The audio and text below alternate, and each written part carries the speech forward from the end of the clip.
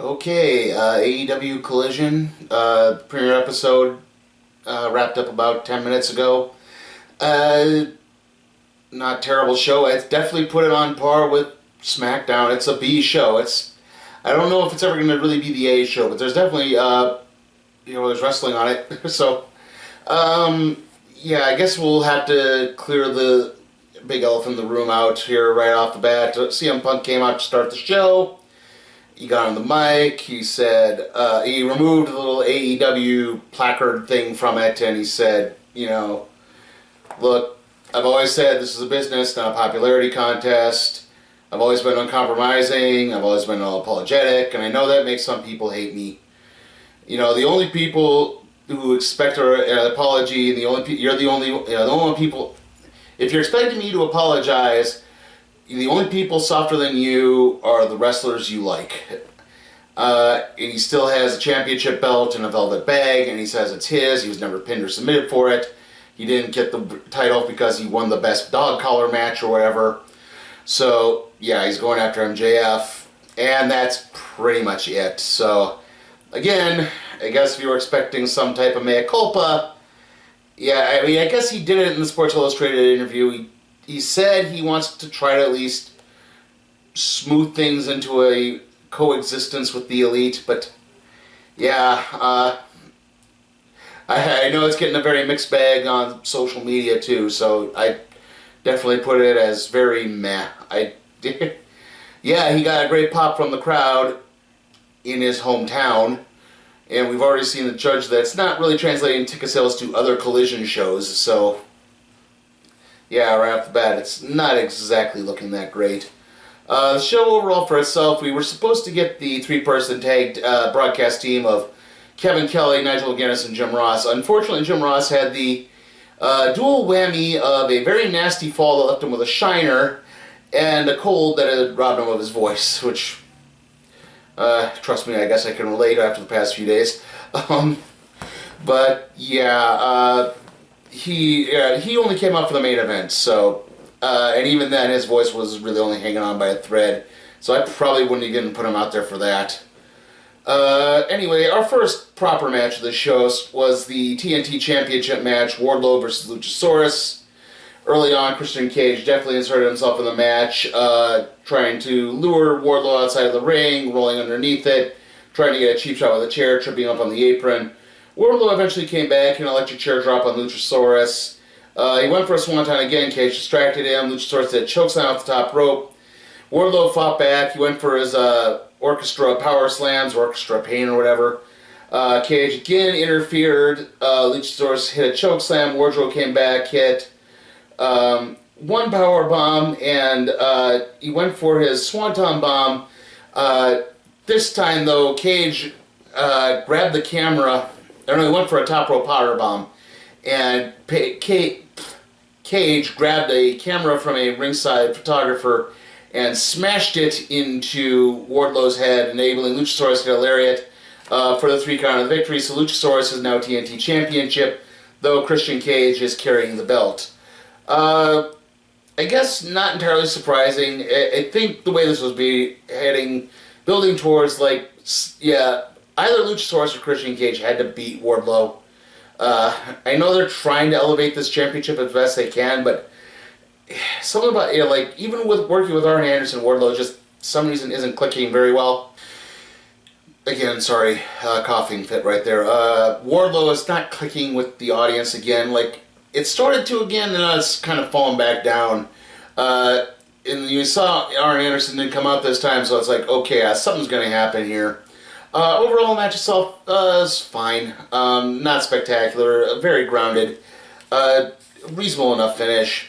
After that, we went backstage for a vignette where QT Marshall announced that Powerhouse Hobbs was entering the Owen Hart tournament. That was his exposure to his big thing on Dynamite, I guess. Or not Dynamite. Collision. Sorry.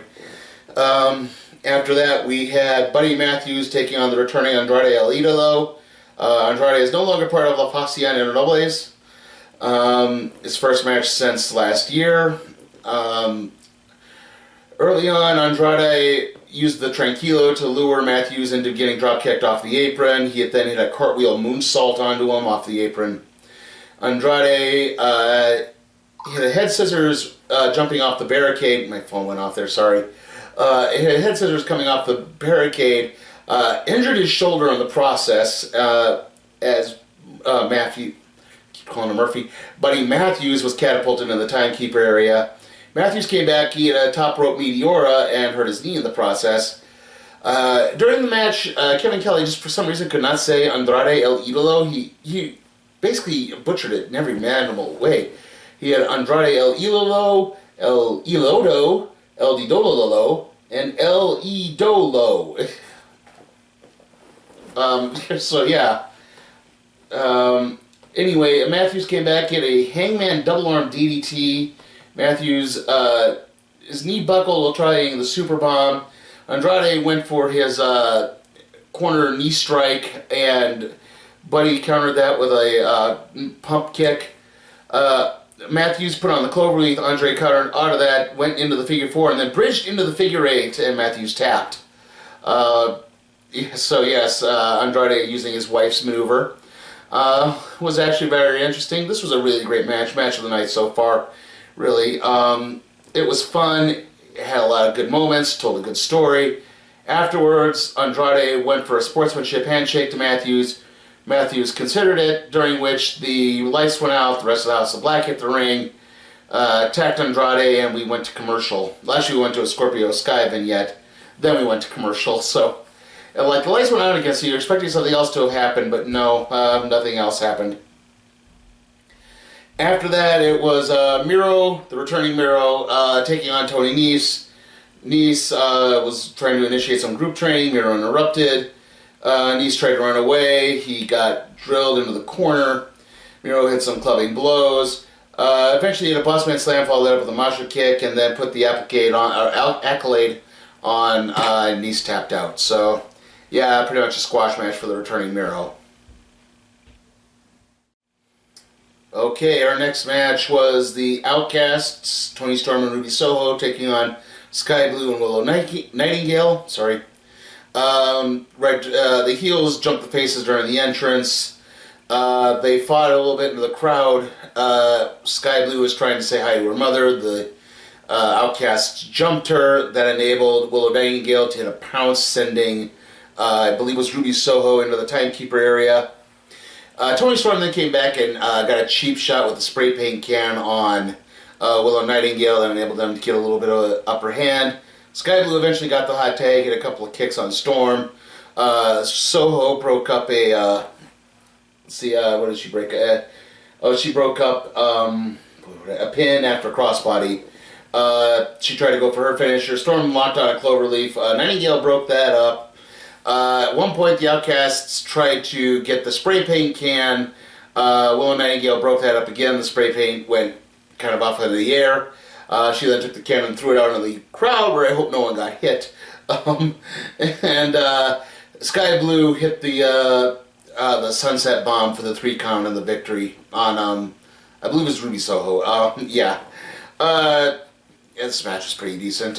Not spectacular, nothing too much to write home about. Sky Blue's in her hometown, so maybe they were trying to get her a bit more of a rub there. Definitely seeing Willow Nightingale getting more of a push now is pretty nice. Again, they bring up her victory over Mercedes Moné, and they said, yeah, you know, Moné was dominating the match, but then, Willow Nightingale pulled one out. Like, by pulled one out, they mean Moné fell off the ring apron and broke her ankle. Okay, but yeah. After that, we had Ricky Starks announcing that he was entering the Owen Hart tournament.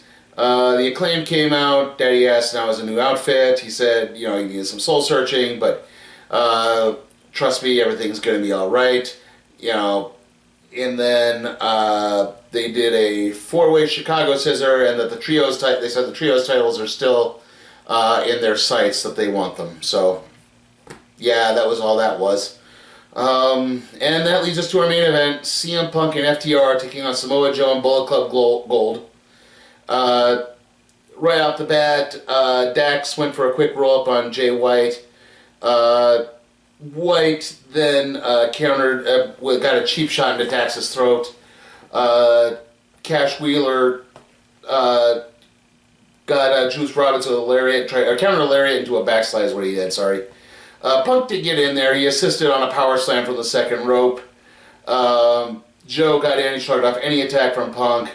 At one point, though, as I think it was Dax got isolated, the crowd started looking off at something, chanting, I think Hogan sucks or something like that. I don't know what happened there. But yeah, Punk, or Wheeler countered leapfrog into a slam. Punk came in and hit the used Wheeler to hit the demolition decapitation. White raked Punk's eyes during a GTS attempt. Robinson tried to tangle him up in the ropes. Joe got in, got Punk in the rear naked choke. Bullet Club Gold tried to hold FTR as best they could. Eventually, Wheeler got away and got free Dax, who knocked Joe out. Another big schmoz broke out. Eventually, Robinson got hit with the Shatter Machine and then the GTS, so Punk and FTR win. Decent match overall, maybe a little too long. Like, they gave it a half an hour. I think it was a bit too much. Especially since Punk, really shouldn't be working too long. I think they kept him just enough in check, but again, given that he's injury prone now, I mean, sorry, again, another coughing fit. Anyway, they were holding off on Punk enough, I think. They didn't use him too much. I think they used him in just the right amounts, but still, there was a lot of hot tags in this match. Like, this was a 15 to 20 minute match that got stretched out an additional 10 minutes, where I don't think it really needed to. I think it was a little too padded out. I wish that maybe they had given the Acclaimed a proper match, and then they could have their thing on the, they could have had their thing on the mic at the end, but, I think that kind of, it didn't hold the show back, but okay, again, like I said, they didn't hold back Punk, or they held back Punk just enough, I think. Again, he's injury prone. Like, he had one match, he got hurt. He has another match before he completely recovers. He then has another match, supposedly completely recovered. Gets hurt there, and it's like, okay, like, you need to not do things for a while. Like, you need to work a very light load here. At one point, he did try to get Samoa Joe up for the GTS, which I don't think is a good idea at all. Like, I think if he does have to beat Joe if this ensuing feud goes through, he has to use, like, the Anaconda Vice or something. Sorry about the constant edits and repeats here. I'm trying. It's just I can't seem to complete this little final summary without having a coughing fit. It's a dry cough, but it's still really annoying. Anyway, so overall, the show, not terrible. Like I said, it's a solid B show, so I guess giving it a B grade is more than appropriate here. Like, not terrible. Like, the Miro squash match, I think, could have been a little different. Like I said, a solid B show. Again, just wish the main event had been a bit more truncated. So yeah, I'm giving it a B. Okay, next video is going to be part 1 for Secret Invasion. After that, it's going to be the recap, or the random trade review on Man of Steel Volume 1. And then it's going to be the recap and review for Forbidden Door. See you all next time.